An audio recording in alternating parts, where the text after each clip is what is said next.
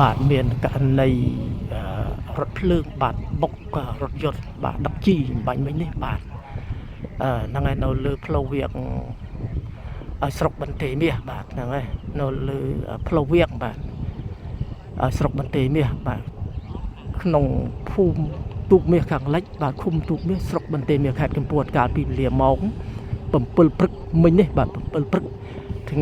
ខែមិថុនាឆ្នាំ2025នេះបាទហើយការបុករថភ្លើងបុកនេះគឺថារថភ្លើងហ្នឹងបានធ្វើបានចរាចរមកពីត្បូងទៅជើងបាទហ្នឹងមកពីត្បូងទៅជើងបាទទៅជើងហើយរថយន្តហ្នឹងមកផ្លូវវាងហ្នឹងមកតពីជើង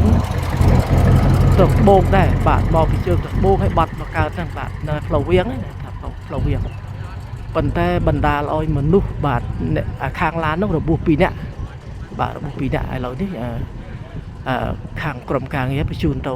កាន់ទីពេទ្យឯកជនហើយបាទហ្នឹងហើយ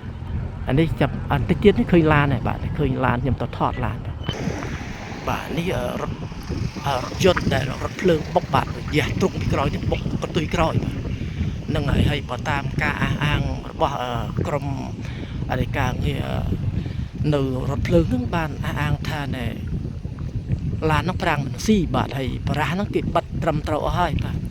ហ្នឹងហើយគេបិទត្រឹមត្រូវហើយប៉ុន្តែរថយន្តហ្នឹងដឹកធ្ងន់បាទដឹកពេលប្រាំងមិនស៊ីណាបាទហ្នឹងហើយបញ្ជាក់ចិត្តការពីព្រឹកហ្នឹងណា